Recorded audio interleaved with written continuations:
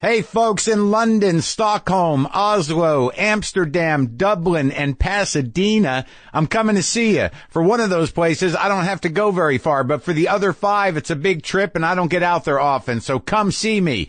Go to WTFpod.com and click on the tour page to get dates, venue, and ticket information for my A Few Parts of the World tour. That's the tour page at WTFpod.com.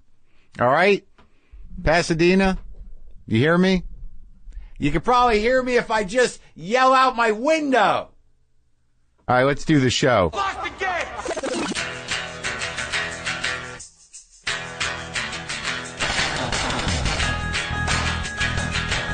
All right, let's do this. How are you, what the fuckers, what the fuck buddies, what the fucking ears, what the fuck nicks, what the fuckadelics? How's it going? I'm Marc Maron. This is my podcast, WTF. Welcome to it. Happy Monday to you. It's been quite a rough ride for the country for the last few days. A lot of pain and chaos and horror. Hopefully, I don't. Here's the deal. I'm recording this a bit early because somebody needs to take a break. Not me. I'm just going to plow ahead. But my business partner and producer Brendan McDonald will be on vacation.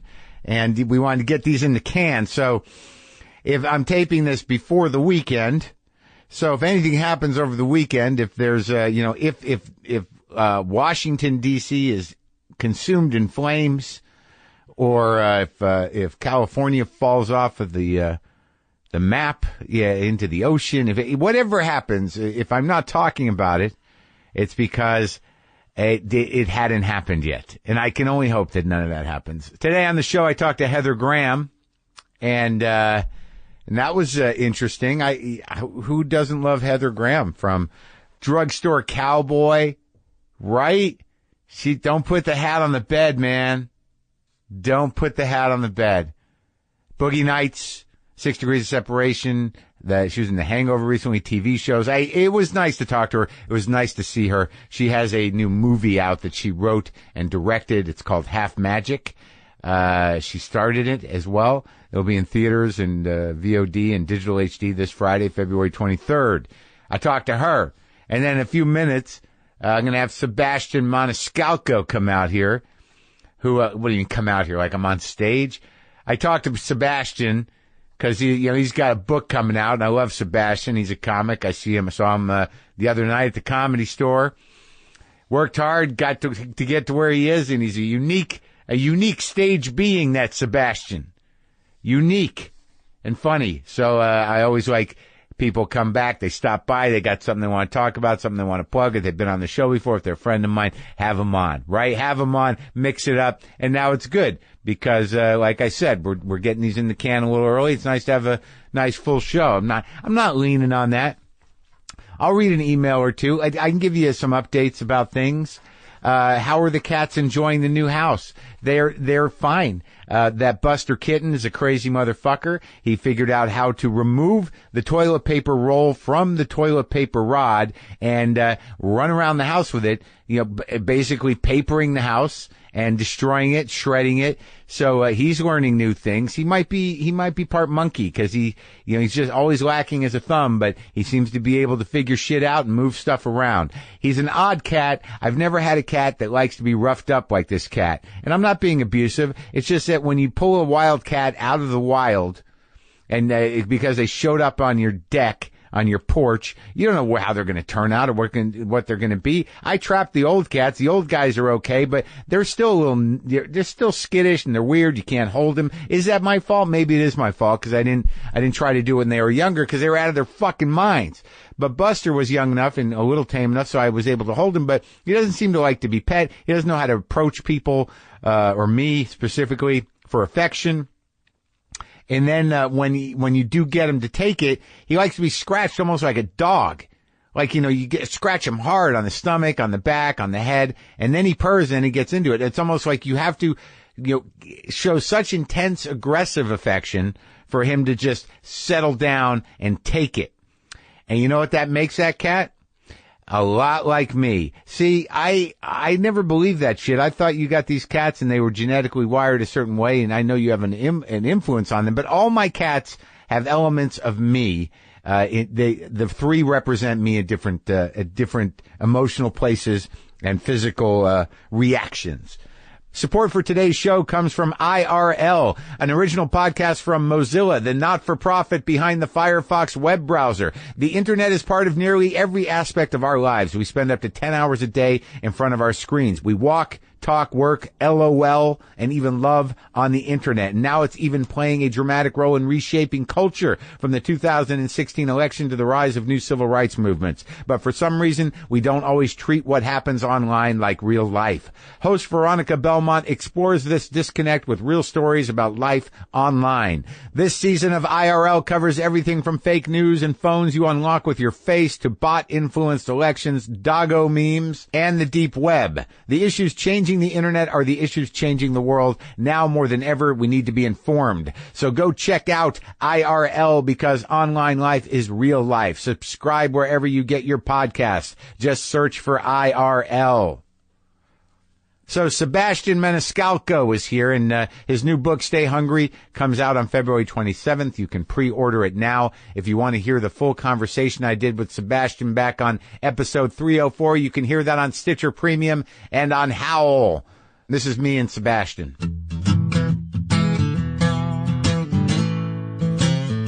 How long? I mean, it's been a long time since I talked to you in here. Yeah, it's been 6 years ago I was here.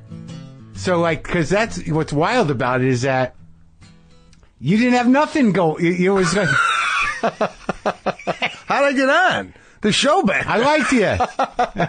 I was interviewing comics, guys from the store and stuff. Oh man! But the reason I think I interviewed you is interesting was because I didn't really know you, and the first time, like, I'd see you at the store occasionally, but then I saw you working over at that hotel. Serving, like you were waiting tables? Yeah, Four Seasons. At the Four Seasons, because I had a meeting over there, and I was like, that's a dude. Yeah. He's fucking working his ass off. And, this is like the shitty day gig. Yeah. And now, like, you're one of the biggest comics in the country, selling out everywhere, and you got a book about how to make it. So, it's credible. That's what I'm saying. They're like, I can track it. When I first had you on, you didn't have much going on, and I saw you waiting tables at a hotel, and now there's a book. There's a book, Stay Hungry. Stay Hungry, yeah. Yeah, that's been my moniker the whole time I've been out here. Just stay hungry for more. Right, but it's just sort of interesting that, you always kind of just did your own thing, right? I mean, it's, because I remember seeing you, and like I could tell, like, who your influences were and, like, where you were coming from. But, then it just got stronger and stronger. The edge got more, and then you weren't like other people. It just, like, I saw a lot of the evolution. And then it just caught on. When did you start to see the uptick? I saw the uptick when I did a special called What's Wrong with People, and I put a little small part in there about being Italian and going to Italian weddings. And I was really cautious of whether to leave that in there or not, because I didn't know if anybody was going to get it. It was very specific to the Italian community. Right. But I noticed that a lot of people connected with that, and I'm like, oh, okay, people are gravitating towards my humor in a way where it's they're relating to family, not necessarily broad observational type humor. Right. Like I went to Ross Dress for Less, or I went to Chipotle. They're relating to my father, my upbringing, the culture, and I'm like, why don't I just talk about my upbringing and how nuts my father for the next was. Special. Yeah, and I put a lot of family stuff in there. In the second special. In the third special, Aren't You Embarrassed, I started talking about my dad a little bit more. And I noticed that I was having more fun on stage doing that, and it was very personal to me. Sure. So it was real. Yeah. The more personal I got, although it's not like I wasn't personal before, it was just more like, hey, you ever go to da-da-da? Yeah. This was more like, I went home and my father and right. and then it started getting more like, enjoyable to do stand up for me. Not that I wasn't enjoying it before, but it was just like, what else is my father do? What else could I go back and like talk about upbringing, even grandparents, mother? Right. The writing's different because you're not just sitting there, wherever you write, looking at people walking by like, oh, shoes are funny. Yeah. You can go back and, you have an emotional connection to it. Yeah. Is he still alive? Yeah. He's still alive, and there's still material to be mined there. And it's not going to stop for a while. God willing, it doesn't stop for a while. How's he take it? Because usually my stuff that I do about my dad I never really put him in a great light. So I hope that your relationship with your dad is better, because my dad gets mad at me sometimes when I talk about him. My father is. God, he loves being in the show, right? And but he's always concerned about me writing new material, about me not resting on my success. You always have to. He's pushing you. Yeah, there's always that voice in the back of my head going, don't give these people new material, because a lot of comics kind of get into that rut of doing the same stuff over and over. Yeah. And, as well as I do that, it's difficult to come up with those new bits and hey, I'm in it right now. Like I dumped a special lesson a year ago and I got to go do some dates and I'm like, fuck. I got, you know what I mean? It's like right now I'm sitting on about 25 new minutes, I think. And, I got about a half hour somewhere that I didn't use in the special. I got to go find that. So do you completely abandon special material? I mean, it just happens naturally. It's weird because I could have toured on it a little more, I think, and it was really a good one. I mean, that last one, Too Real on Netflix, was my best work. But I've been doing a special every year pretty much. I did one for Epix and then one for Netflix before that, and then I had one other one, then a half hour one. So I like and CDs too or whatever. But people don't listen. That stuff shows up on Sirius. But, you got better odds, doing material that you did on old CDs, if you want to do that, than you do with specials, because everyone watches the specials. Yeah. But no one listens to fucking CDs, really. Yeah. But, it just happens naturally. It's like after the special airs, and my brain just is like kind of done with it. I don't even know how it goes together anymore, and I was working the fuck out of it. Why? How about you? I'll pop in a few other bits from a special that I'd like to in the new one. Like if a special airs, I can't completely abandon that material in that special. I'll pepper it in. Because of you, or because you just don't have the new time yet? Because you like doing them, or you just you're waiting for the new shit. Waiting for the new shit to develop. Yeah. So I gotta use some older stuff. Yeah. And they don't mind? You don't know? I think they're okay with it. I don't want to go to a city. Right? This is my biggest fear as a comedian. I don't want to do Chicago. Right. And then come back in a year. Yeah. And people spend hard-earned money. And they go, same thing as before. Yeah. That's my biggest fear as a comedian. You can't do it. You can't do it now. Like back, you can't, because it's my fear too. You don't want to get off stage and they're like, yeah, I heard that one. It's like, the fuck? What about the other?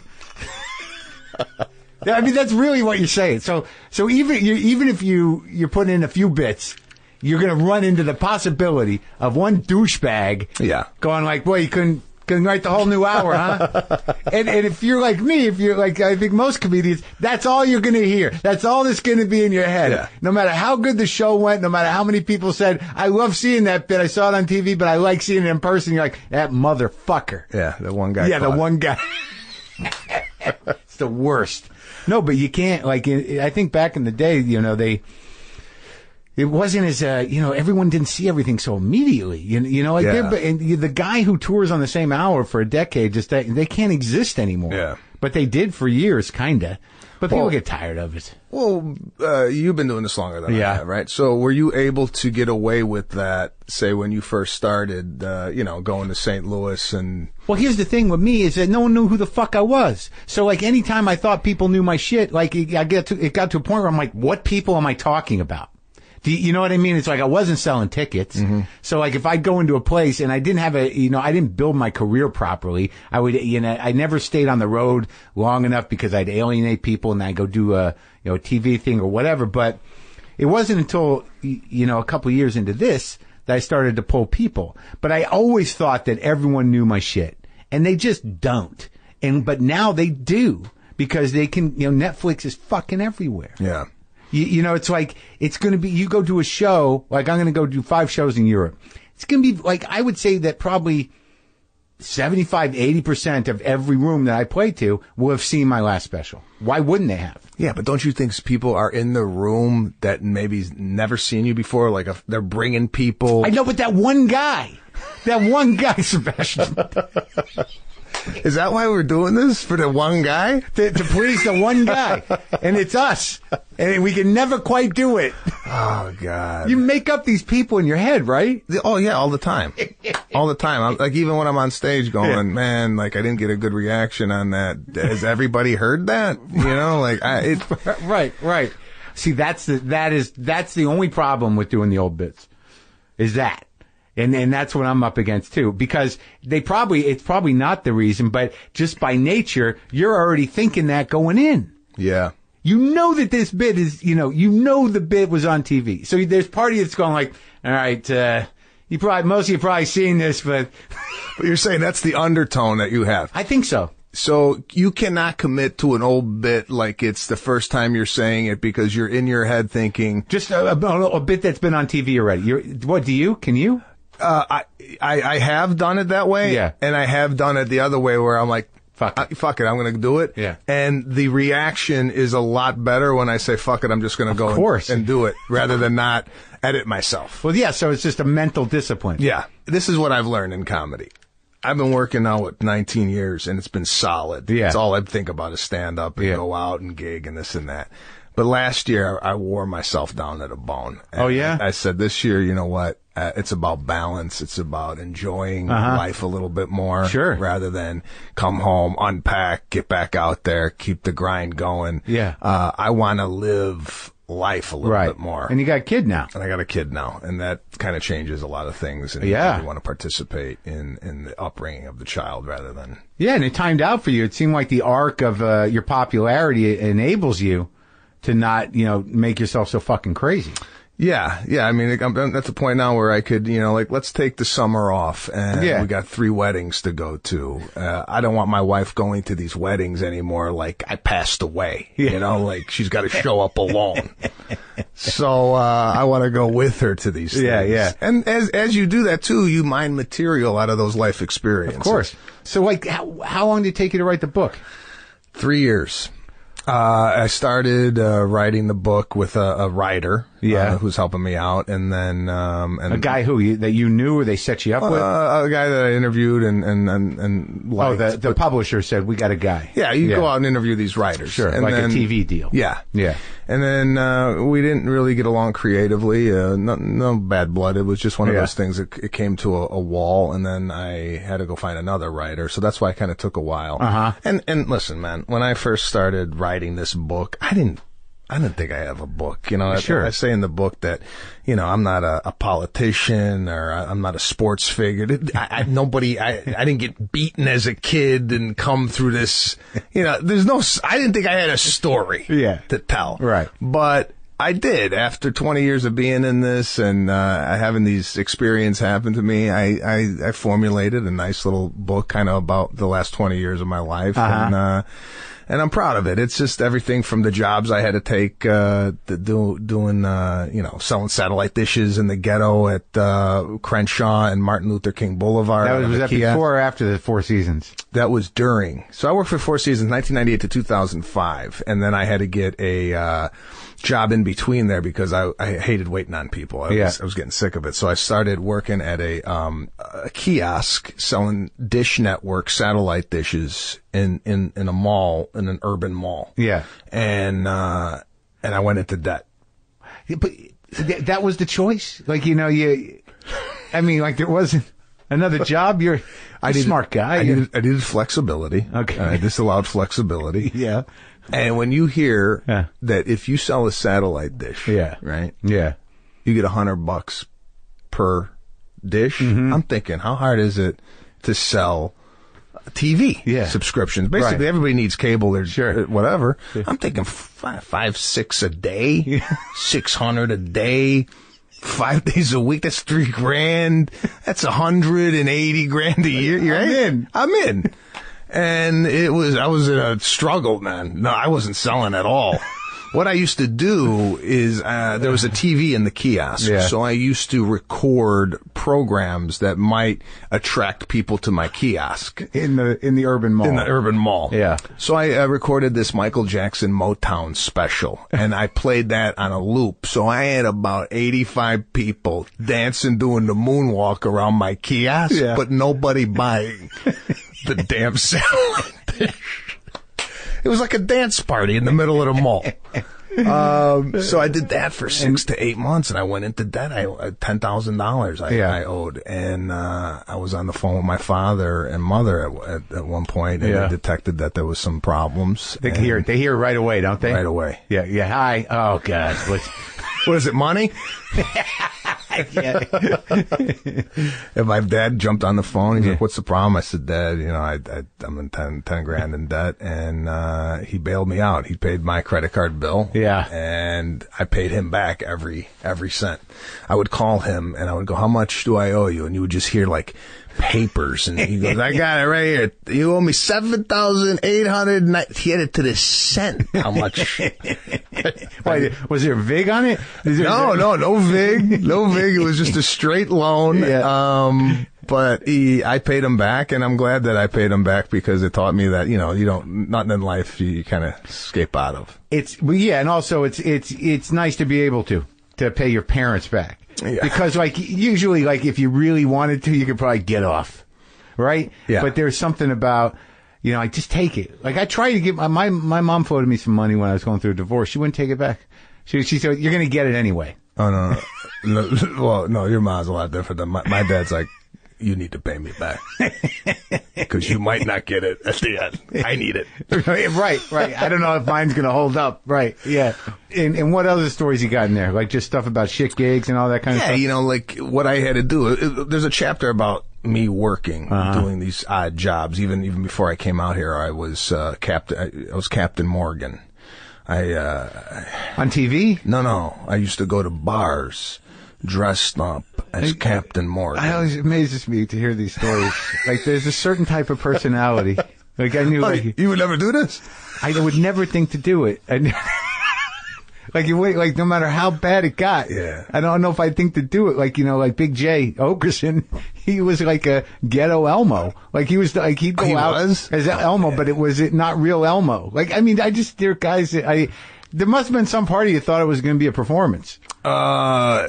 It was good money. Yeah. And again, flexibility. And they didn't really know who you were. Couldn't see you wearing the mustache. Yeah. Mustache, hat. I had a parrot on my shoulder. A real parrot? No, fake. I had a hook.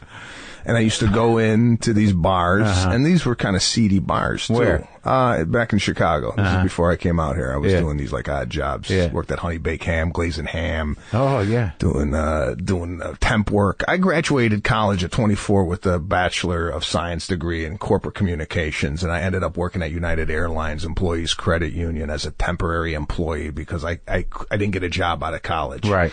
I was the guy that went to the work fair in a wedding suit. I had a silver wedding suit, walking around. Looked like I was collecting money rather than handing out resumes. Right. So nobody called, and I ended up coming home and working at night at a place called the Living Room in Schaumburg, waiting tables. And Schaumburg. Schaumburg. Improv. Yeah.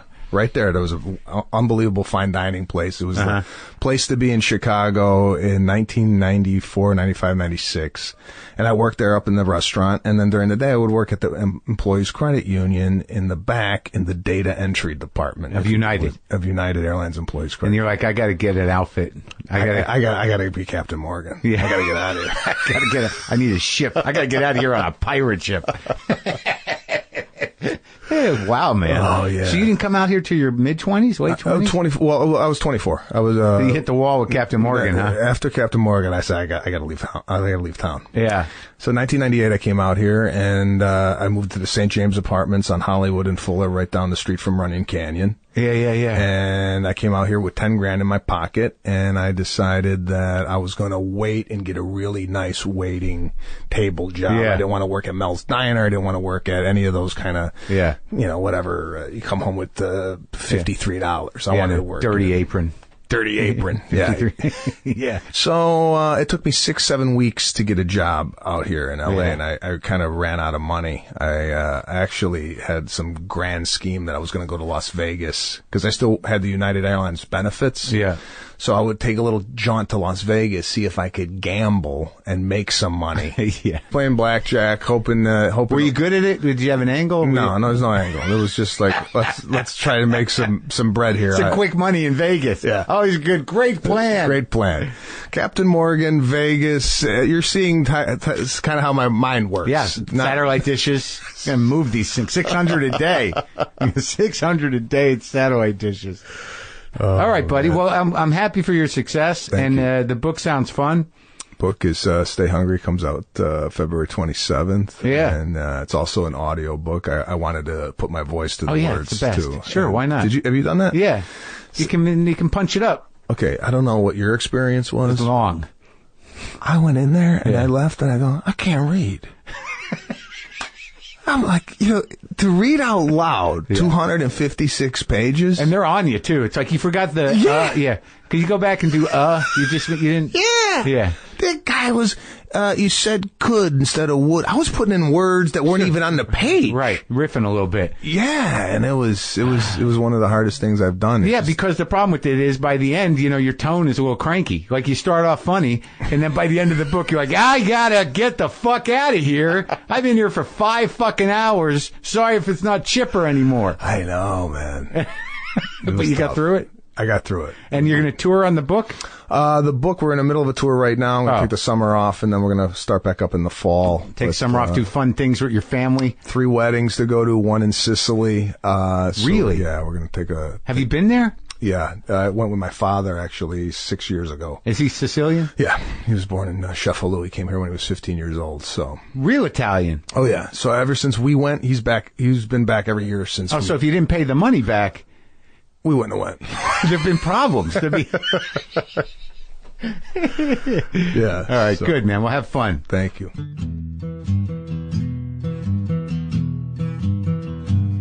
All right, so that book is called Stay Hungry. I like Sebastian. Good guy, funny guy, worked hard, and the book is him. It's him. It's him in a book. You know how that goes. Hey, we're sponsored today by Stamps.com, which you probably know by now is the easiest way to access all the amazing services of the post office. And if you don't know that, then you better listen up.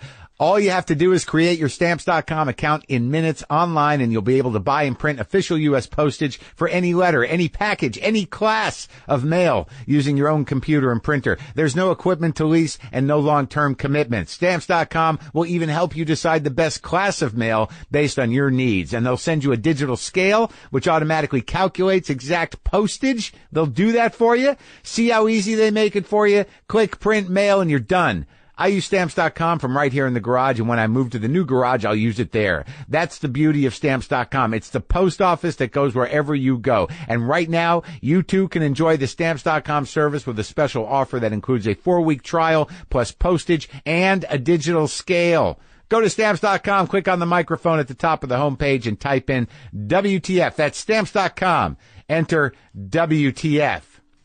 Yes, the new garage is a garage, but it's going to be more than a garage. It's going to be a place where if my mother needs to live there, she can live there. So that'll be interesting. Mom, you got to, sit outside. Albert Brooks is here. Mom, could you get out of your house and let me interview Albert Brooks? No, it's okay. It's a garage, but it's a nicer garage is what I'm implying. That's all I'm saying. And I think that my mom could sit in on the conversation I have with Albert Brooks if that ever happens. Heather Graham is here, and I was excited to talk to her. I watched her new movie that she wrote, directed, and starred in, Half Magic. I've watched many of the movies she's been in. It was nice of her to come by, and this is me talking to her. All right, this is me talking to Heather Graham right now.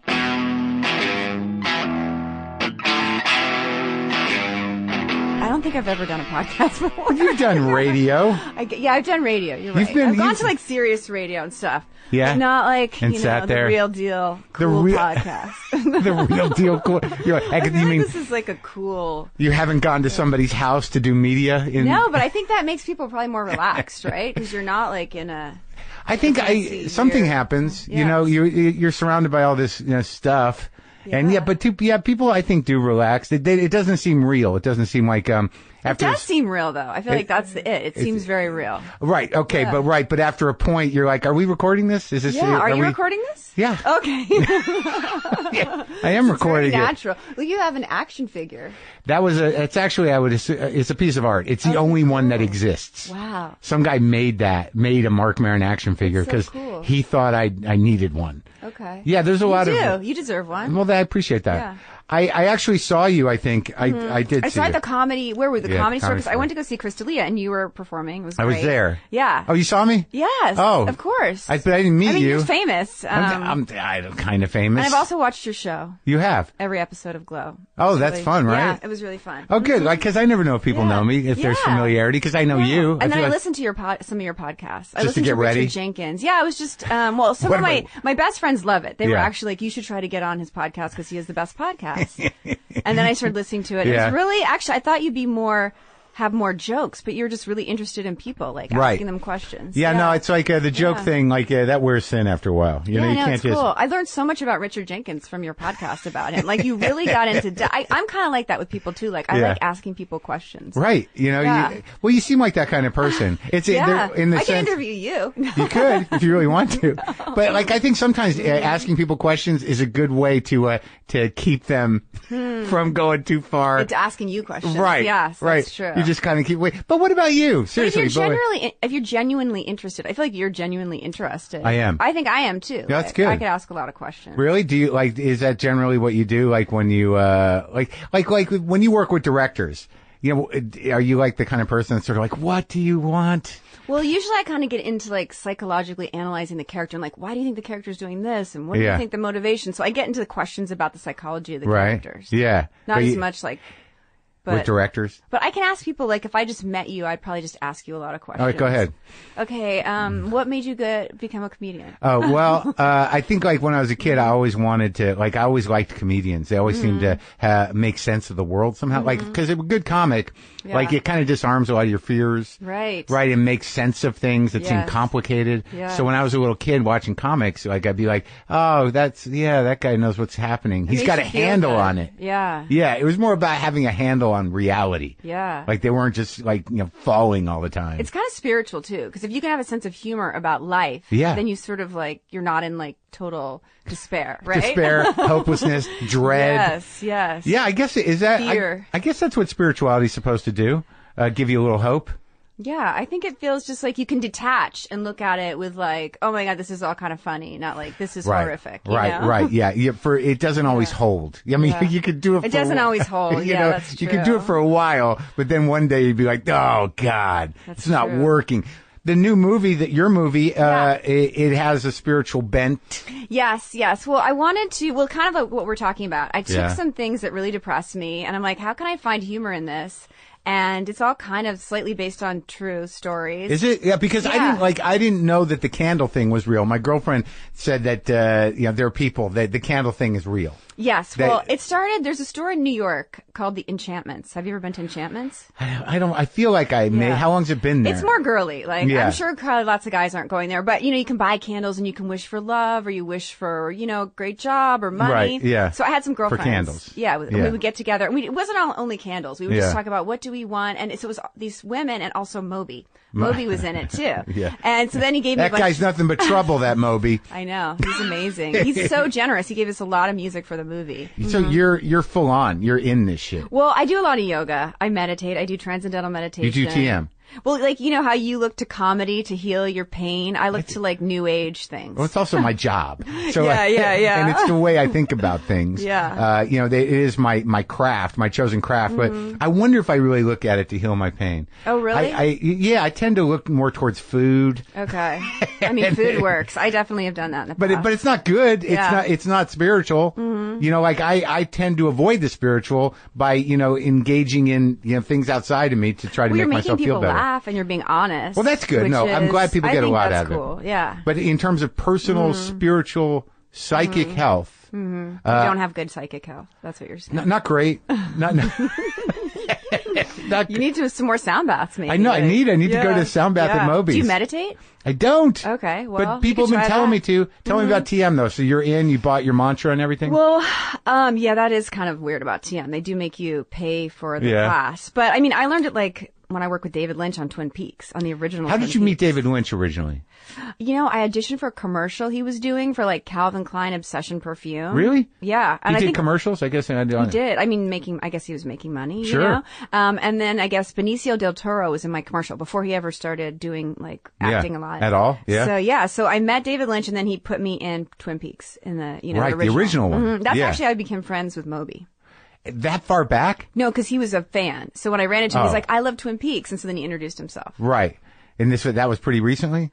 No, that was like 10 years ago, maybe. Oh, so original Moby. Yeah. Like First Flush Moby, the big record Moby. Yeah, because that was maybe more like 15 years ago. Oh, was it so that long ago? Like 10 years. Flying by. Yeah, it really is. So David Lynch hipped you to TM? Is that? Yeah, I just was like, he told me to go to meditate. How old were you then? Like I was 20? like 20. Yeah, something like 20. Were you all, why'd he suggest it to you at that time? Well, I think I was unhappy because I think that's a hard age when you're like just moving out of the house from your parents. You're like, who am I? Like, why am I depressed? And like, I didn't really know how to cook, so I just used to eat a lot of candy bars. Oh, yeah. Like, I'd be like, okay, I won't eat dinner, so I'll just buy 8 candy bars. Which kind of candy bar? It was unhealthy. Reese's, Twix, Kit Kat. Those are the best ones. Those are all the best ones. I know. Reese's are the best. Like, for sure. Yeah, but you know, you only take so much of them. Twix, crunchy. I like me too. Caramel. Yeah. Those are my 3. I know. Occasionally I'll do M&Ms. I used to eat so unhealthy that I would like eat muffins. I'd be like, oh, bran muffins are healthy. Like I didn't think like that's cake really. No, I just still do that icing. sometimes. I still I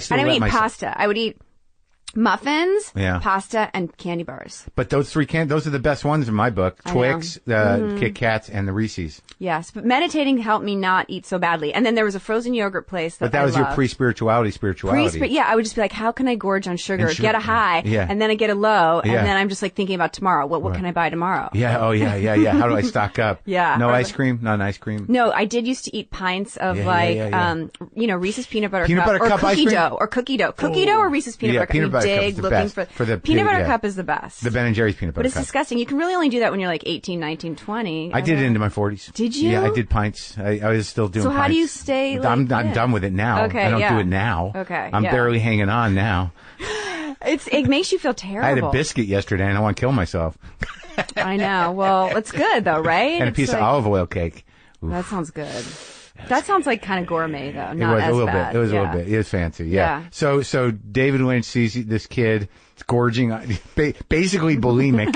No, well, I never threw up. I think I was more like, let me starve myself and then eat candy bars. Because throwing up was too gross for me. Yeah. Well, I just watched actually the Jane Fonda documentary, and she talks about being bulimic, which is so interesting. Wow. Growing up was gross to you? Is that what you said? Throwing up Throwing up was too gross. Right, so I wouldn't go to the bulimia aspect, right. But I would go to like, okay, I won't eat a regular dinner and I'll just eat 8 candy bars. Right. Yeah. Yeah. For the whole day.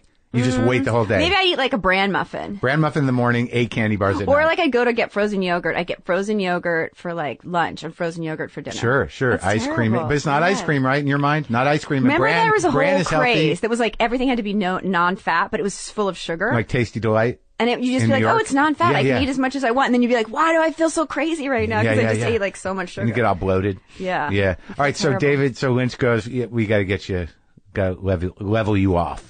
No, I think I just was like intrigued because, I mean, I grew up in suburbia. There weren't a lot of creative types around. In Agora. Oh, here. See, now it's cool, but when I was there, I feel like Is it cool? I don't know. I feel like some people live out there and commute. Like, I don't know. I mean, it's nicer. There's like a movie theater. Just because like you kind of know people who live out there. It's pretty. Look, it is pretty, but it's like suburbia. There wasn't a lot of there weren't cultural things going on there. That's where you were born, here in California? No, my dad was in the FBI and he was transferred around a lot. He's from Philadelphia. My mom's from New Jersey. I was born Is he still around? Yeah, he's still alive. Have you talked to him about what's going on? Not a lot, no. Oh, really? You haven't called him like, what is up? What do you think about this? The FBI, they're going down. They haven't done it. He's not real. I mean, he's more conservative because they're quite religious, you know? Sure, but still, I mean, that agency had an integrity to it. It's taken a lot of hits. But so, you don't have to talk to him about that. Yeah. But, well, I was born in Wisconsin. Then I lived outside of Washington, D.C. and Virginia. And then I moved to L.A. when I was 9. That was when he was at the home office. Yeah. Well, I think, the bureau. Yeah. Mm-hmm. And then he was out in the field? And then he was in the federal building on Wilshire. Oh, yeah? Yeah. So he was an FBI agent your whole life. He retired from the FBI. He got his pension from the FBI. Yeah. Was there points where you were like, what are you doing? It just sounded cool, but he really just had a normal, he just would leave in the morning, come home at night, and he had a gun and a bulletproof vest. Sure. And you're like, this is cool. I get to impress people, but it's like he didn't really talk about what he was doing. So it just seemed like, oh, he goes to work in the morning and comes home at night. Yeah, with his gun and his bulletproof vest. And you imagine you would have heard if something went down with either of those things. Yeah. Yeah. Yeah. I know he worked on terrorism for a while. So, oh, yeah? Yeah. Well, that sounds interesting. You've never sat down and had conversations. No, well, they're not allowed to really talk about it. I think once when he was retired, I think I said, well, do you have any stories? And he was like, well, once we intercepted this shipment of these weapons that would explode in people's bodies, like they would hit, wow. So he's like, I was really glad that we caught that and stopped them from, mailing that to the other terrorists. Right. And what'd your mom do in the childhood years? Well, my mom was, she was a teacher before she got married, and then she was a housewife, and she was writing children's books and poetry, and so then as published? we grew up, yes. Oh, that's great. Mm-hmm. Yeah, so you could hold up your mom's children's book. Yeah, I mean, I didn't bring siblings? it with me, but that's okay. I have a younger sister. How much? She's younger? a year and a half younger. Oh yeah, she's in show business. Yes. How's she doing? She's an actress, yeah. and I think she got recently into producing and stuff. Oh yeah, like you getting into directing, producing, I guess, yeah, writing. Yes. Yeah. Yes. Why would both of you go into this miserable fucking business? Because I guess we moved to LA. You're like the proximity to LA just draws you in. It does, I guess. Yeah. If well, for me, I was an awkward nerd, so I'm like, how can I distinguish myself and get attention? You were nerdy? Yeah, I was quite nerdy, and I wasn't really thought of as attractive. So then when I started, this was when I was in high school, and I was kind of tomboyish, and then I went on auditions, and they'd be like, okay, you're auditioning for the pretty cheerleader, and I'm like, I couldn't get on the cheerleading squad, and nobody's asking me out really, so I was like, this is fun, right? You're still this other world where people think I'm this cool, pretty person. And that's where it started? That's how it started? So you're growing up in Agora Hills. How do you go, I'm going to do show business and figure out how to get in it? Well, basically, okay, if you want to go back to when it started, I think I used to like to make up fantasy games in my head and play it with the kids in the neighborhood. And I'd be like, you guys are vampires and I'm this character and you're that and let's all do this game. And then I think I went to high school and I got really awkward and nerdy and I used to audition for the plays. And that was my area of getting attention. Oh, really? So you were full on drama geek. Okay, so you lived over there in the drama department. So when I moved to Agora, I started to get the lead in the plays. Doing musicals? Yeah, but I was a terrible singer, but somehow I still had enough well, it's high school. Showbiz personality that I got away with having not a very good singing voice. I starred in Damn Yankees. I was Lola in Damn Yankees when I was 14. Uh-huh. Yeah. And that's where it started.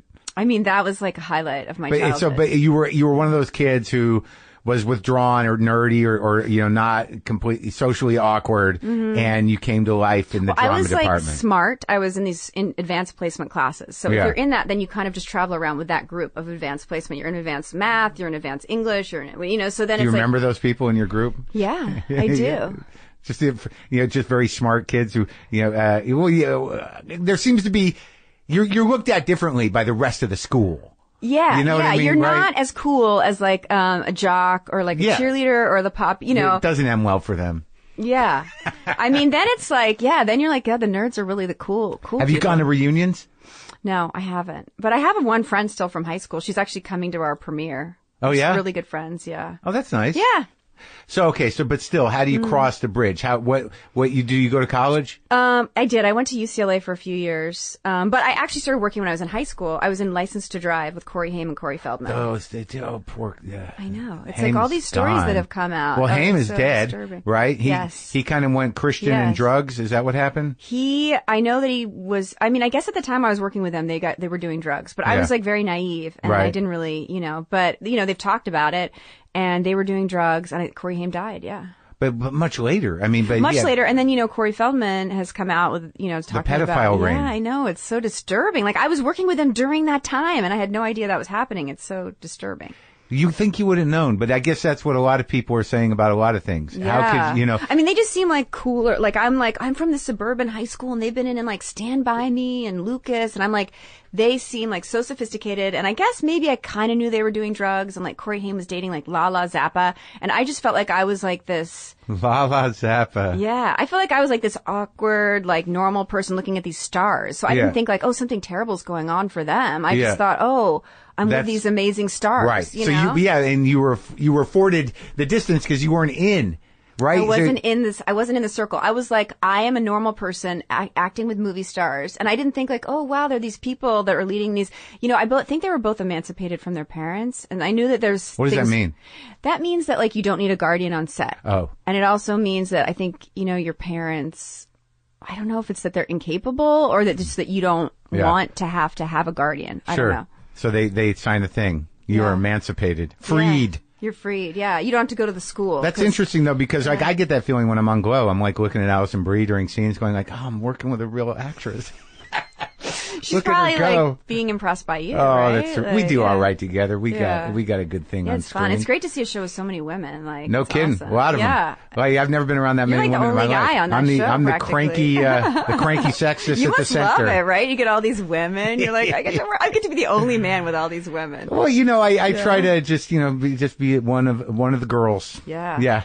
All right. So but how do you like get an agent and stuff when you're in high school? How does that happen? Your parents have got to be in on it. I think you have to have a certain degree of like ambitious, like unhappiness where you're just like, you feel like I need, to do this. And then you get your driver's license. And my mom was supportive, and I drove into the city to go on auditions, but you have to go on a lot of auditions. Well, how'd you find the auditions? Did you have somebody that signed you or what happened? You know what? I think I got I got an agent and then I went to acting classes. And I think through my acting classes, I got maybe an agent. When you're very young, it's a little bit easier to get an agent. As you get older, it's harder because there's more competition. But when you're just like, I'm 15, it's a little bit easier to just be like, okay, you have no experience. We'll try sending you out a few times. I think I got a commercial agent.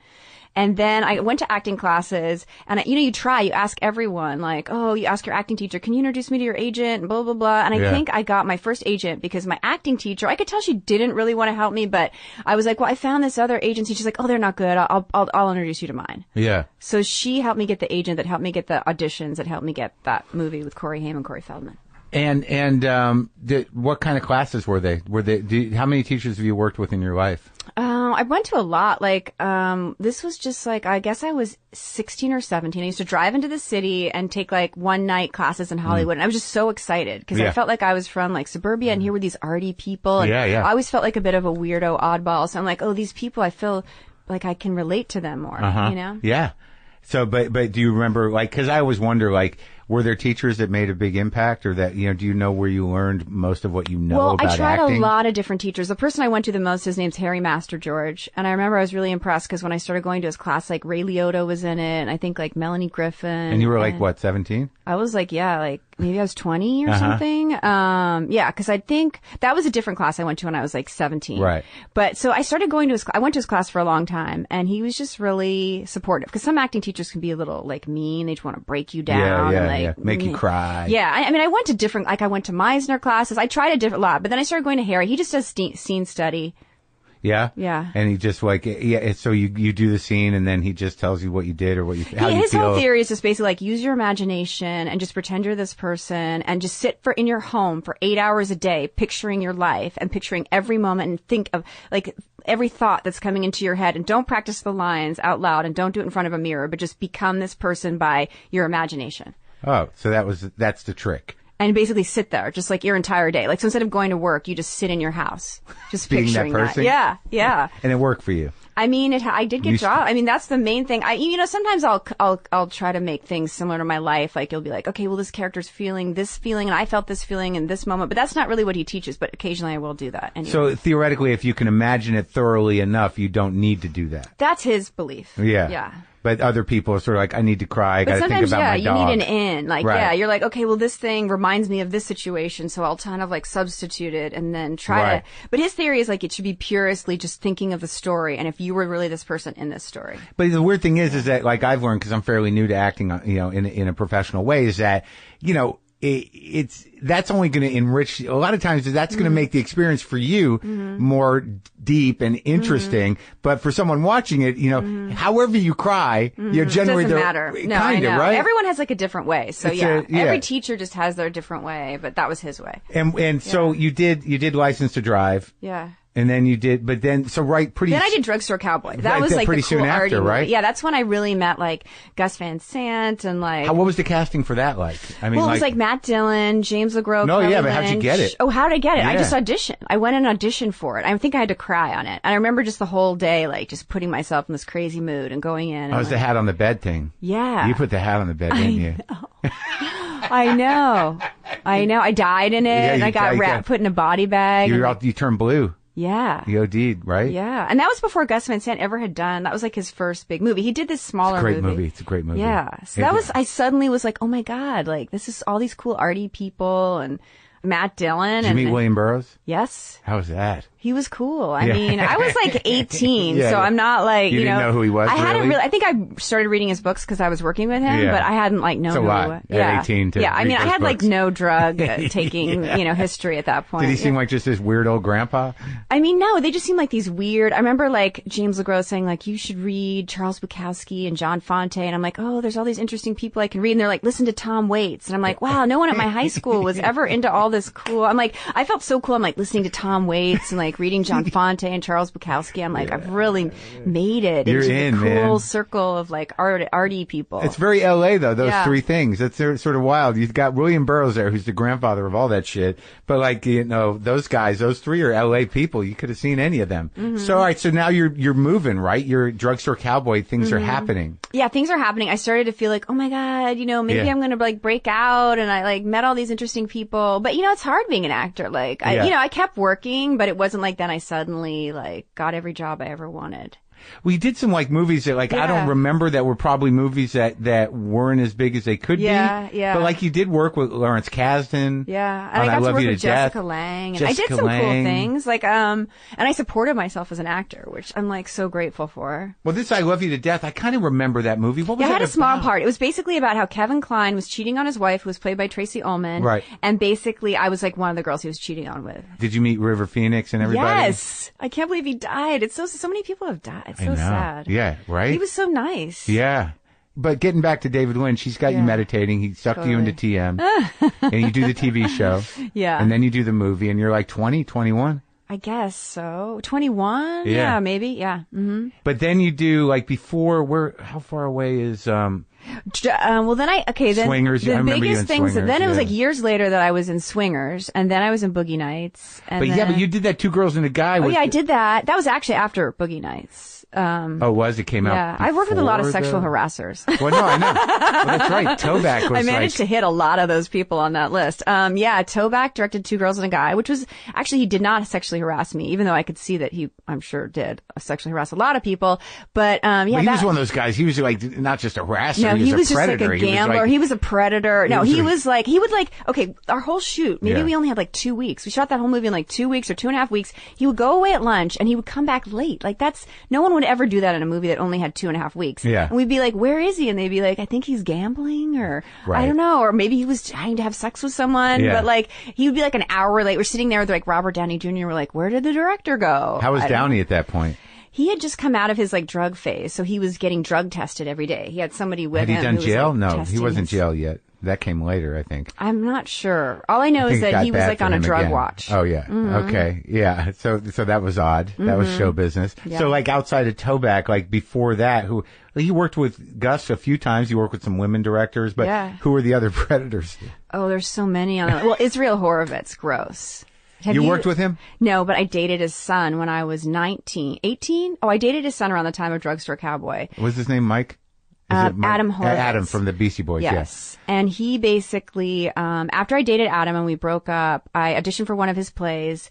And after the audition, I was riding down in the elevator. He's like, let me walk you out.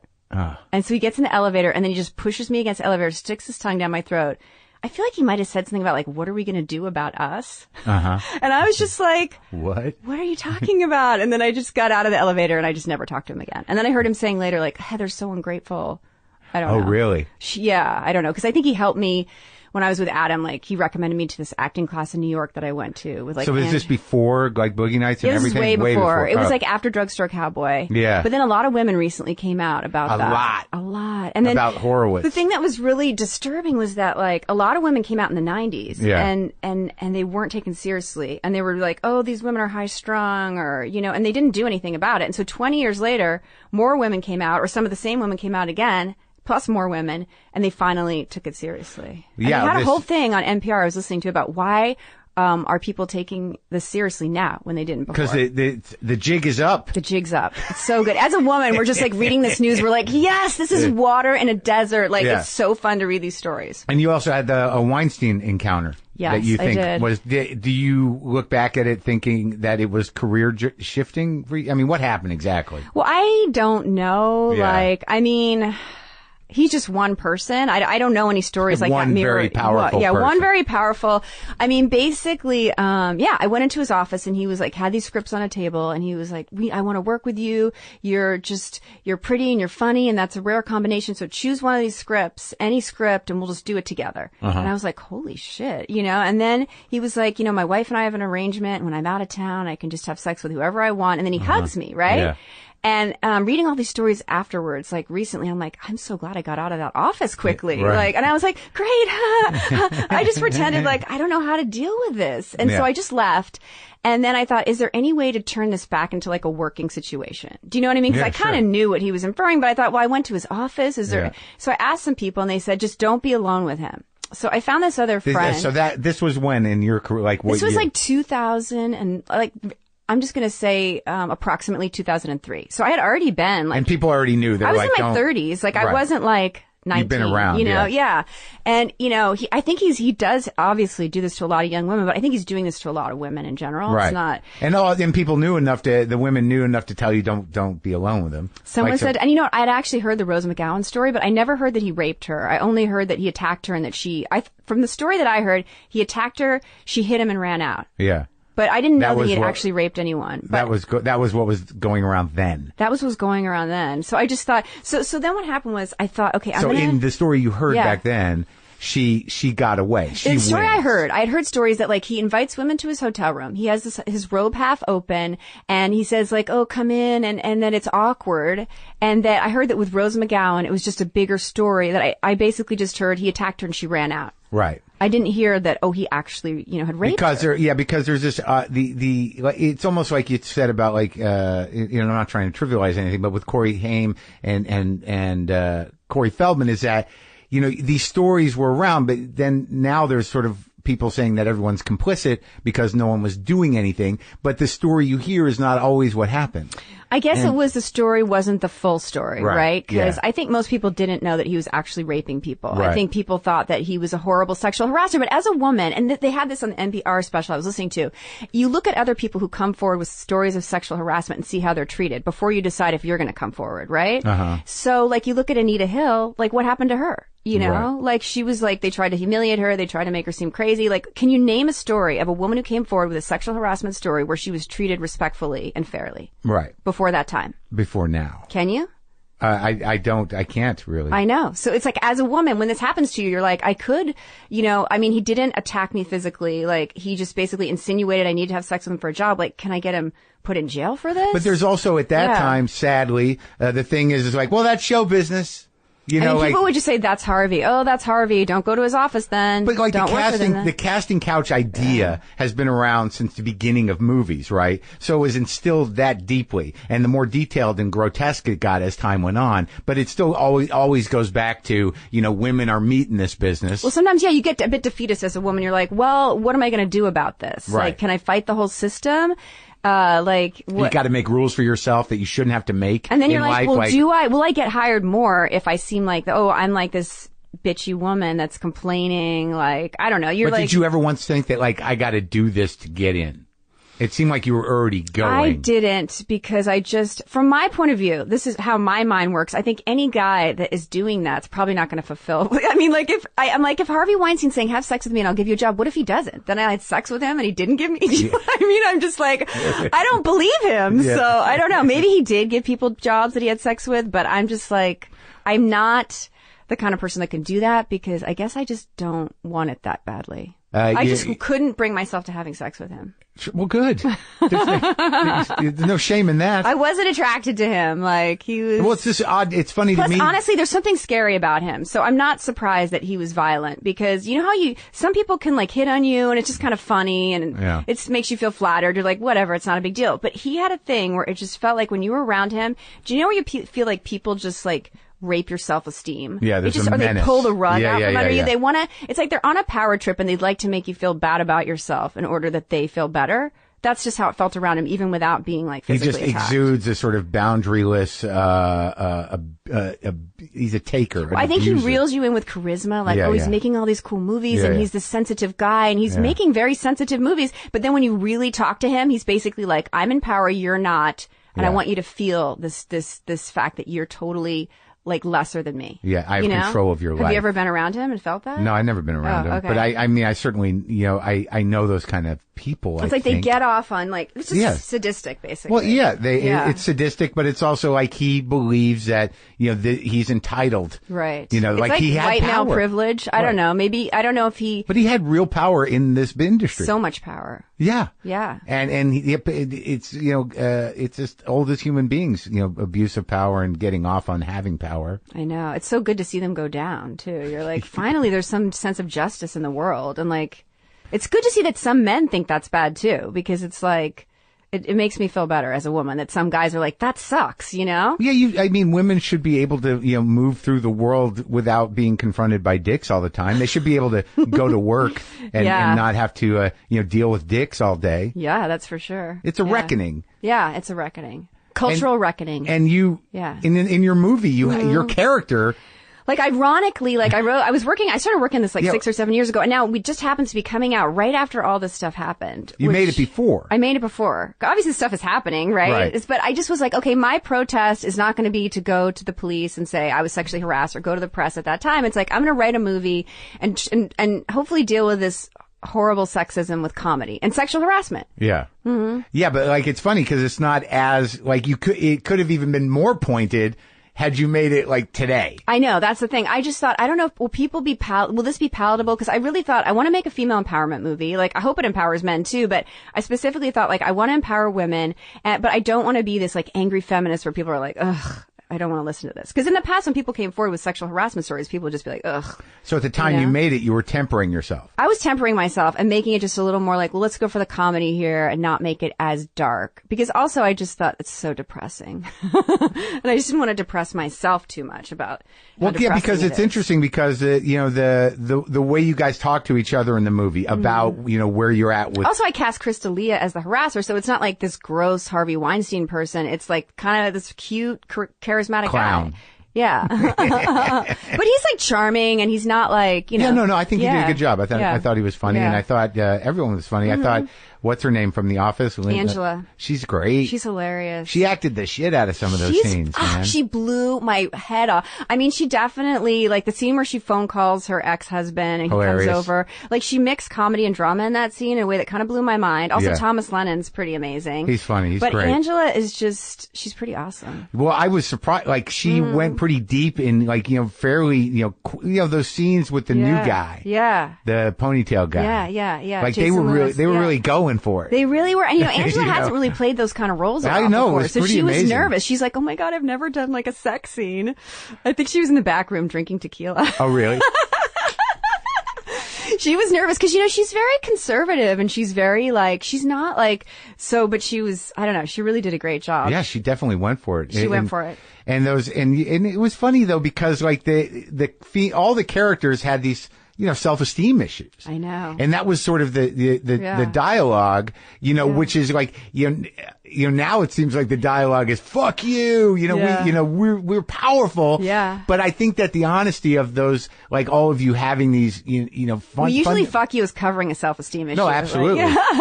But it was all in relation to men, a lot of it. Yeah. And it was sort of, and it's interesting that, you got Johnny Knoxville playing this preacher. Who shows up later. I don't want to spoil anything. Yeah. But you come from religion? I do. Yeah. My family's very religious, Catholic. And basically the scene in the beginning where the dad and the daughter are sitting watching a TV show. For me, it was The Love Boat, but we couldn't afford the rights to that. Right. But I used to watch The Love Boat with my dad and he'd be like, see those people going into that hotel room? They're having premarital sex and you can go to hell for that. I remember just thinking as a kid, this is so scary. I don't even know what he's talking about. I'm so freaked out. Yeah. And did it stay with you? Yes. I mean, that's why you went to church every Sunday? I went, until I moved out of the house with my parents. I went to church every Sunday, every holy day. I did confirmation, confession. And in fact, my dad used to say to me, Catholic, he used to say we should have sent you to the convent. Really? Well, that's something that I think Catholic fathers have said for generations. Catholic school. He's like, we should have sent you to Catholic school. Get thee to a nunnery. Yes. Mm-hmm. Yeah, well, Catholic school happens. I guess you got lucky. You got out. You didn't do it. I was watching that movie Novitiate, and there's this scene where it's all about beating up on yourself, right? Yeah. I'm because I do that to myself now sometimes. I'm like, well, this is where I got it, and they give From these church. girls a whip. Yeah, they're like, if you haven't been a good Catholic, hit yourself with this whip.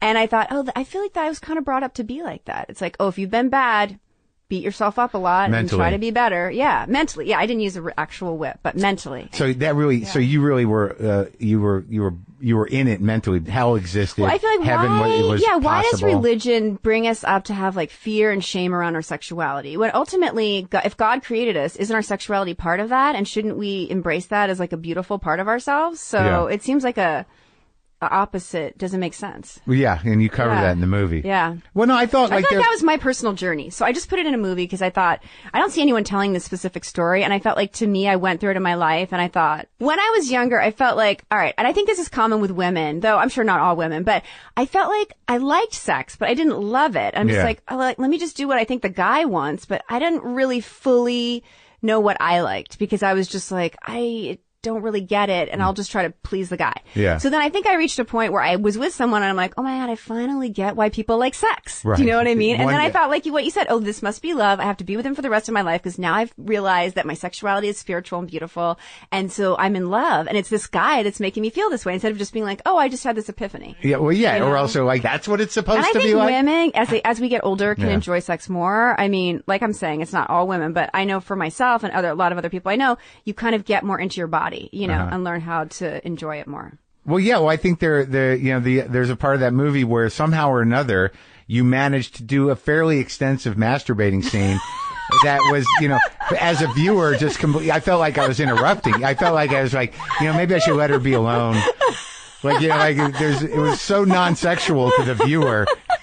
But it was kind of funny. That's the thing. Well, yeah, I was kind of going for humor because I'm okay, it's not a porno, so I guess I was going for humor. She's kind of having a little trouble. Right. No. Right. Yeah. And then in the second scene, I wanted it to have more of a spiritual, so that she finds herself, through you can give yourself a sexual orgasm. Yeah. And then the stars go. Yeah. Right. Right. You figured it out, but it was just sort of funny. It was so kind of passive. You know what I mean? I guess I'll put the headphones on. It was definitely. Well, it's when you break up with someone and you just had really good sex, and you're okay, well, I guess I should masturbate, and you're it's just not the same, and you're just trying to find that sexuality inside yourself without another person. Yeah, you can find it. You can, but it takes a while, so it's harder. Well, I'm glad that you put that out there to help people. Just take your time, find the right music.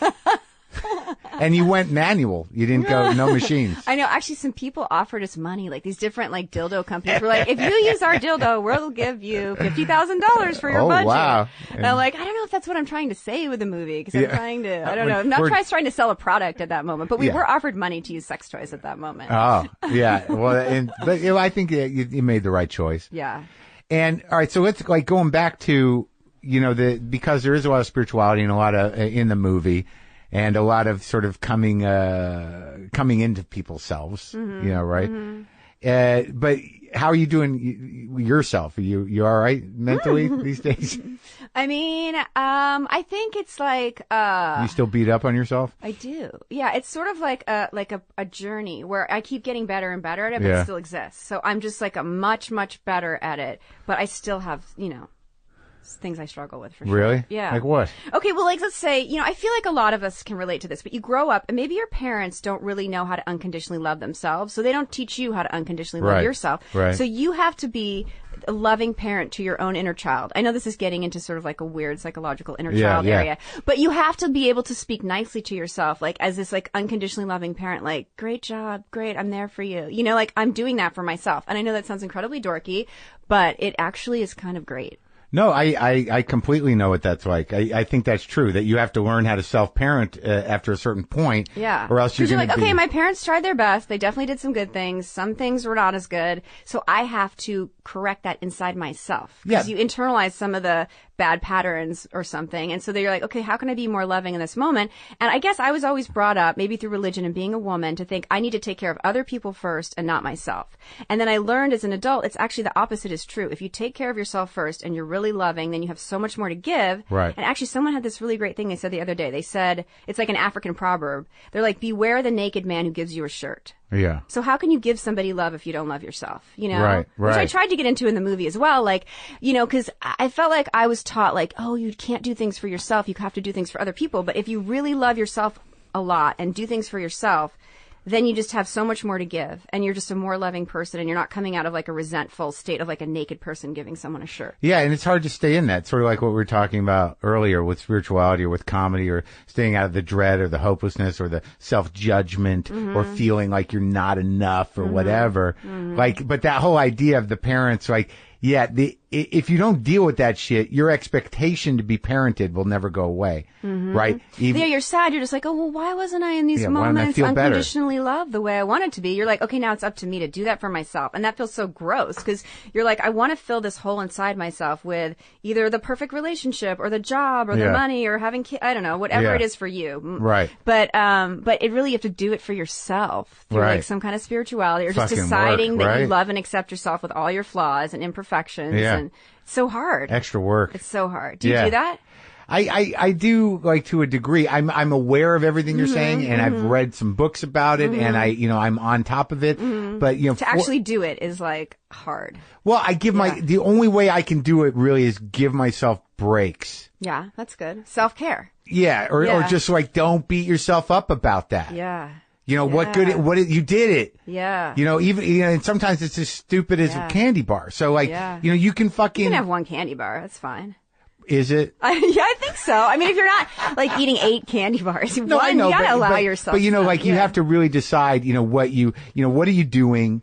Is it really worth, beating yourself up for a day? Yeah, it's not. This is what I do, because I beat up on myself a lot, and I just go, I pray. Because I just go, okay, whatever, universe, higher power, whatever, God, like, please take this away. You do that? Yeah. Is that from? It's so hard. Do you still have belief in God? I mean, I don't believe in like Catholic. Though, I mean, there's really like nice Catholic people out there who are doing great stuff. Sure, but personally, for me, it doesn't really work. I just believe in like spirituality. Right. Yeah. There's also, something. I just feel like it's so dumb. Like, why are all these religions like hating each other? Like, we're all just trying to find spirituality and the same thing. And like, yet we decide like, if you're this religion, you're going to hell. Like in the Catholic religion, if you're not a Catholic, you're going to hell. Yeah. That is so sad. Yeah, especially for me, because I'm going. But I mean, I'm like, why? But every religion is kind of snobby. Like Jewish people are just like, oh, if the mother's not Jewish, then your child's not Jewish and you're not whatever. So it's like every religion has this weird snobbery around their their own way of seeing God. And it's just like, why can't we be more open-minded and be like, great, you're another religion. That's what works for you. That's fantastic. You're Muslim. That's fantastic. Yeah. Like whatever connects you to like love. Yeah, just don't do hurt it. me. Yeah, just don't kill people in the don't name kill. of your Obviously, religion. killing people's terrible. Yes, And a lot of religions have done it. They've all done it. It's like somebody said more people have been killed in the name of God than in the Satan. Sure. You know, it's like everyone's killing each other and being like, I'm on God's side. Right, you know, right. but what if we're like all just struggling along trying to find spirituality and like there's really no difference? Trying to find a point. You know, Yeah. what do we do with this amazing self-awareness? You Totally. know, what do we do with this knowledge of our own death? How do we, make it okay? What do you do? What do I do? Yeah. Comedy. Try not to think about it. Yeah. You know Wait, what I how do we mean? know death is bad? Like, how do you not know that maybe death is great? Well, look, you do know it's, something's over, It's and you might scary. not know anything at all. Yeah. I think that's really the scariest Yeah. thing, and why people have been Not so knowing. elaborate about it is that, what does life mean? Yeah. And what if you die and there's nothing? Yeah. Well, what So- if you die and actually you're happier than when you were alive? Why, you think that like you're going to die and all of a sudden you'd be like, oh, thank God. No, but I'm just saying we don't know, so why assume the worst? Well, what's the worst? That nothing. Hell is the worst. Hell is the worst. Yeah. Nothing's not so bad. Yeah. Nothing's not that if bad. consciousness ends, Yeah. because sometimes when I think about death, I'm like, well, what is going to happen with all these books? And it's sort of Oh like, my God. Yeah, you have a lot of cool books. but like no one, who cares? I'm not going to know. Yeah. Death is the most vulnerable place Yeah. in the world to be, because Yeah. you can't defend yourself anymore. Yeah. I think men are more worried about death than women. Are they? Yeah. Maybe because you have more feelings of control. You're more, I don't know, as a woman, I'm just like, okay, I'm going to die. I don't know what's going to happen. Yeah, I'm Scary, kind of but- there. I just don't, yeah. I want it to It's be. more scary to not live life and to be miserable in life and let life go by and not appreciate it and not be Try to grateful. make it I'm good more go. worried about that because sometimes I feel like I have a good life, but then I could beat the shit out of myself and think it's terrible when in reality I have like a fantastic life. I think that's more tragic. Well, is yeah. not to just enjoy the day. Yeah, I get a little of that too. Yeah. So wait, let's talk. We didn't talk about Boogie Nights because you were so good in that like whenever I see that actor that played that guy that you beat the shit out of. Oh, yeah? I'm like, wow, his face healed up good. That's so funny. That was fun, actually.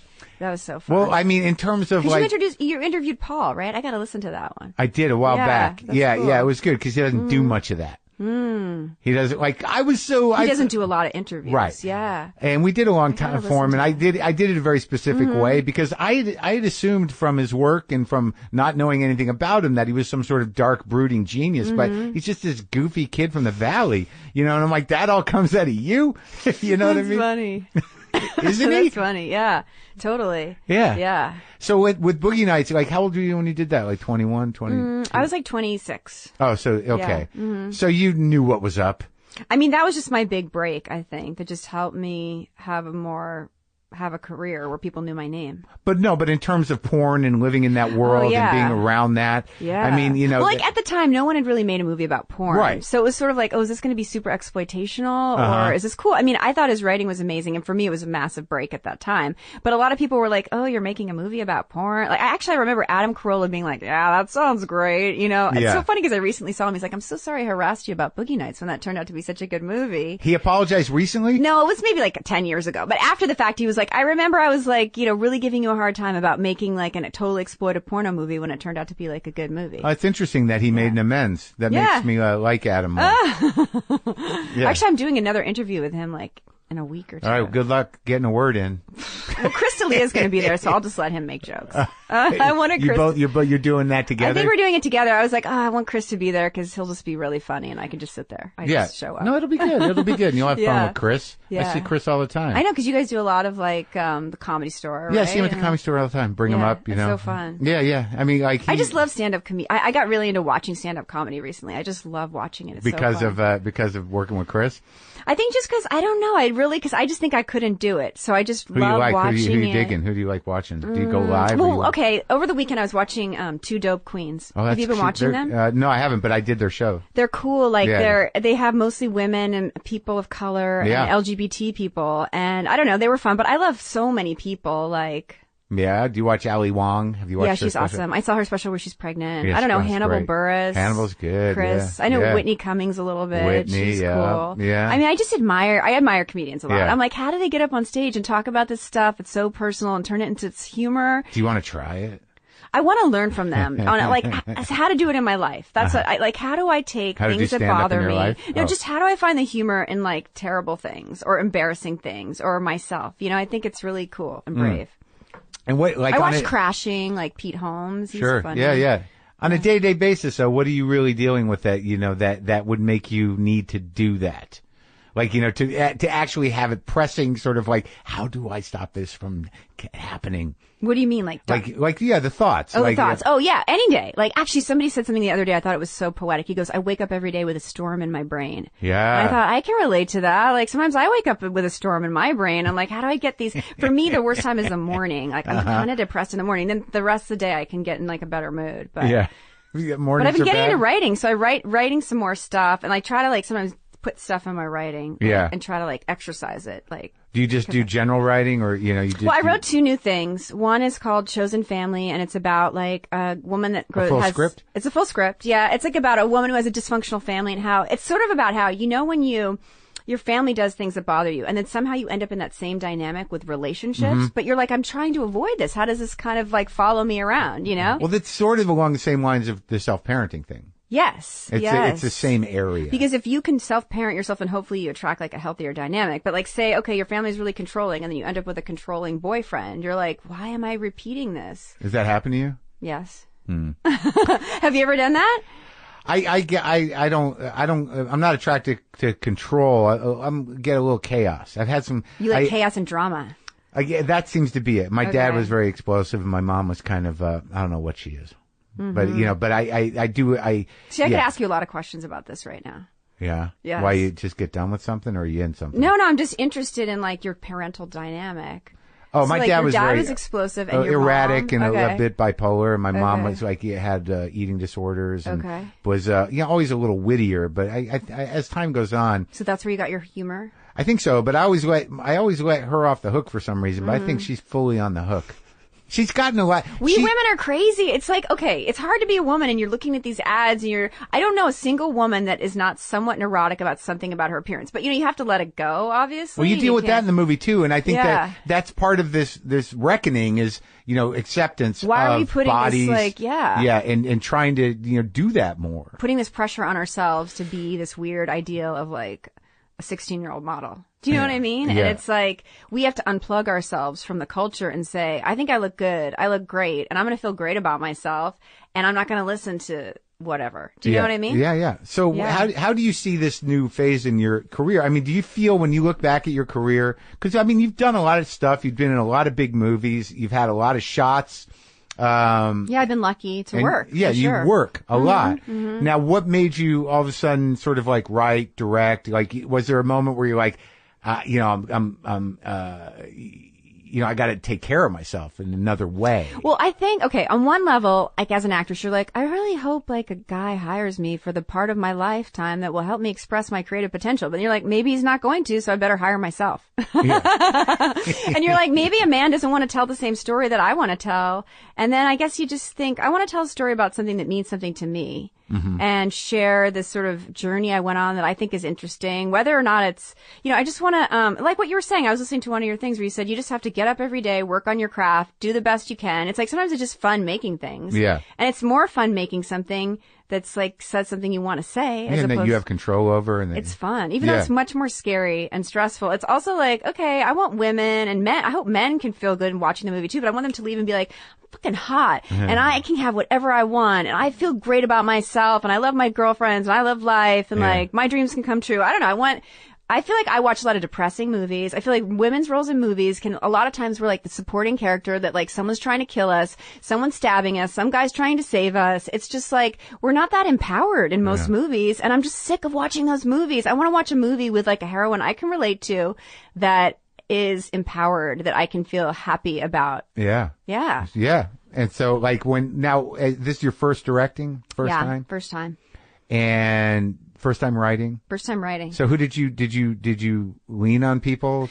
Yeah, I have this friend, his name's Michael Nichols. He's a huge fan of your podcast, actually. He was like, you gotta get on that podcast. It's the best one. And so my friend Michael Nichols and Julia, his wife, I was going through a breakup. So I kind of started writing the script. How long were you with the guy? I was with him for like a year. But I'd started writing a script based on this group of friends I was hanging around with. And then I went through this breakup and I was feeling sad. So I'm like, how can I write about the stuff that makes me sad and just trying to make myself laugh and perspective? So I was doing that. I just kind of wrote it to crack myself up and I gave it to him and he was just very encouraging. And he was just like, you should keep writing. And then he was like, you should direct this. Cause I was like, maybe I'll get a director. Cause I had worked developing projects for 10 years before trying to make movies about women. I tried to make the Triangle Factory Fire story. I tried to make this like romantic sex comedy about this woman who's insecure that no guy will ever have sex with her as a producer and actress. And people kept saying to me like, nobody cares about women's stories. If you want to get a movie made, write about a man. And I was just like, what? And it was so frustrating, Yeah. And then I think I wrote this about my frustrations with relationships, my frustrations with Hollywood, trying to make movies about women when people were just telling me that nobody cared. And they were just like, unless you're one of 3 women, like, you're not gonna, like, there's the 3 biggest movie stars and they get to do that. But other than that, all the rest of the women, it's like, you can be the supporting role if you can get, a big movie star to play his wife or something, you know? Right. Yeah. So you just took it into your own hands. So I was just like, I'm just going to write this down about my frustrations. And I'm like, well, maybe I could make this for not a huge budget. And then we found these financiers. My friend Michael, who loves your podcast, found these financiers, and then they basically ended up not having the money. So we had to completely fold after we had hired the whole crew and cast the whole movie. Completely fold. And then we found another financier. His name's Bill Scheinberg, and he's amazing. And he's part of this Hollywood family, like Sid Sheinberg and Lorraine Scheinberg, and and he just really supported us. And so then luckily and weirdly, this movie's coming out right now when people care about women's issues, where maybe if we happened the year earlier, we would have come out at a time where maybe nobody would be as interested in this subject. Yeah. So the timing's good. The timing's good. And now, when you do, like, 'cause it is a comedy, and comedy's not easy. And, did you show the script to funny people? Yeah, I did. Like I did. who? I got help. Well, Molly has a friend, Steve Korn. I don't know if you know him. He read it and he gave me some things. Molly who? Shannon? Molly Shannon. She's in it. And, she, and then I let a lot of the actors improv. I just say, look, if you come up with something, just try it out. And then if it doesn't work, I'll tell you not to do it. So, then you have like Thomas Lennon and you're like, he's like, I love you somewhat. It's like, I care about you deeply without loving you. He comes up with these lines and you're like, I care about you deeply without, when someone is like giving you this half-hearted love and you're like, this is so hilarious. Like he came up with so many funny things. Yeah, he was good. He's just like, you look horrible. Well, let me ask you about cause I'm dating a painter and, we notice that there's a lot of artists. And the conception of them was, not great. Well, to be honest, okay, there was a guy like that character, but he actually was not an artist. So I took a boyfriend I had who was an artist and combined him with this other boyfriend. The light who artist? did a lot of drugs. Oh, okay. Yeah, the light artist. So I'm not trying to diss artists, but I'm just saying he had like a free-spirited lifestyle that wasn't like a 9-to-5 guy. Sure. And what about Thomas Lennon's character? Was that based on? Oh, that's right. Because he's like out of nowhere, you're like, oh, he's a big painter. To be honest, I have a bunch of friends and different, a lot of stuff is either taken from like friends or me. I combined a lot of people, like me or different experience friends have had. Yeah. Friends, boyfriends, ex-husbands, husbands. I have a lot of, I have one you been friend. Married? I've never been married, but I have girlfriends and they obsess on a guy, and when you're watching from a distance, you're like, why are you obsessed on him? Like, he didn't really treat you that great. Like, somebody, why are you? And so I told a story about Angela's character because of that. Oh, yeah. Yeah. She's obsessed with her ex-husband. Right. Yeah. And that happens. Yeah. Yeah. I thought they were, your story and her story, I can completely, relate to the other side of those. Yeah. And so I hope men can relate to it, Sure. Yeah. And the one that seemed younger. Yes. What's her name? Stephanie Beatrice. Yeah. That relationship seemed like something from when I was younger. That's the thing. I feel like I've been in that relationship. I have friends where you're just like, I never asked for what I wanted because I was too afraid. That's so sad, And you're just like, let's just have the unconventional relationship where we don't commit and we're not monogamous because we're doing this new thing.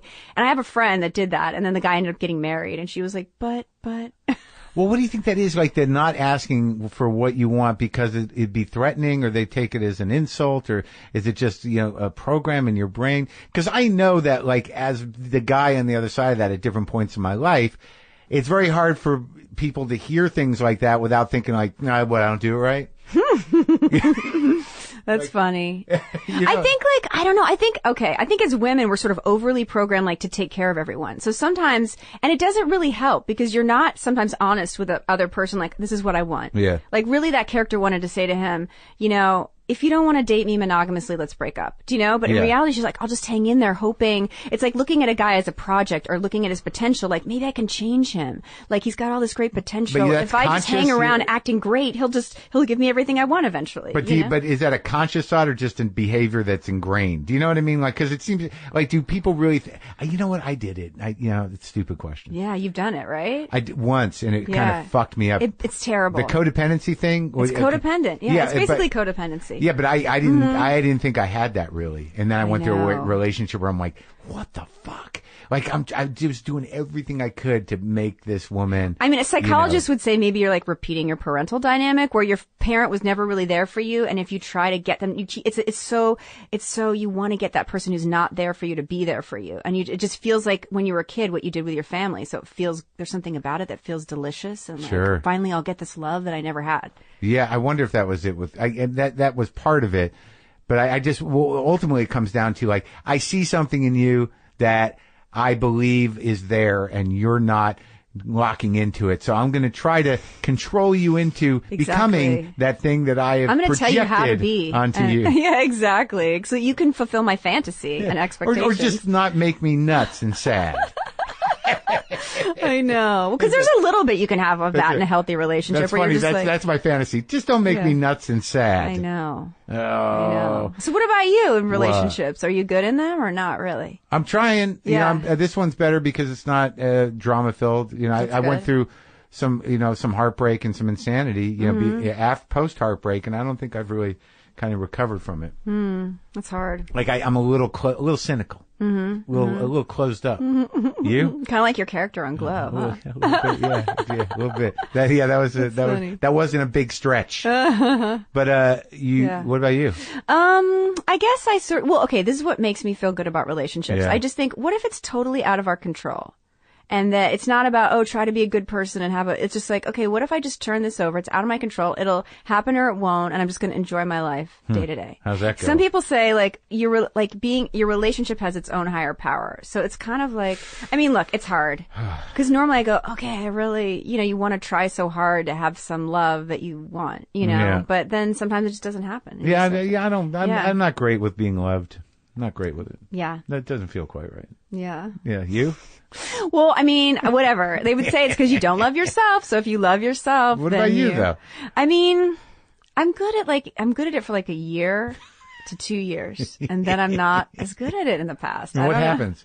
What turns? No, I don't know if it's just a compatibility question where it's like, okay, there are these great people, but maybe we're not totally compatible. Do they get annoying or? Different things. Sometimes it's me, sometimes it's them. Some guys don't want to date an actress who's like doing sex scenes in movies. They're just like, I don't want that. Yeah. Or I don't know. It's just, you think you can get along with a person of a certain personality. That's a deal breaker, huh? I mean, some guys just cannot deal with that. They're just like not excited. Even if just kissing? Even if it's just, I don't know. They're just. And you do a lot of sex scenes. You have. I have in the past. Yeah, I don't know. It's like, well, that's like what a lot of actresses have to do. You know, it's not like, or whatever. It's.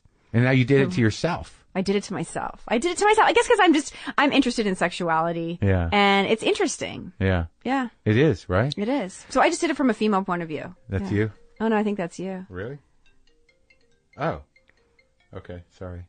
It's a guy who wants to give me guitar lessons. Oh, wow. So do you play the guitar? I do. Oh. I do, but I'm sort of... Are you good? I'm good. Yeah. But like I'm stuck. Okay, like, because you're on the thing right there with the guitar, so... Yeah. No, I play guitar. I'm pretty good. But like I just don't want to I want to next level it. Okay. I want to learn some things. Okay, cool. And maybe I will. That's awesome. I feel like such a dork at 54. I'm like, I'm going to take guitar lessons.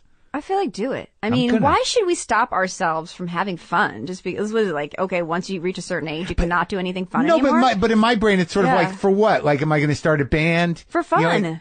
Yeah, okay. Honestly, if you started a band, people would probably listen and go see it. Yeah, but then you're that guy. You're the guy like, he's a comedian. I guess he's doing a band thing. No, that's what we need, another 55-year-old dude with a band. That's funny. All right. I'll talk to you later. Nice talking to you. Yeah, this is fun.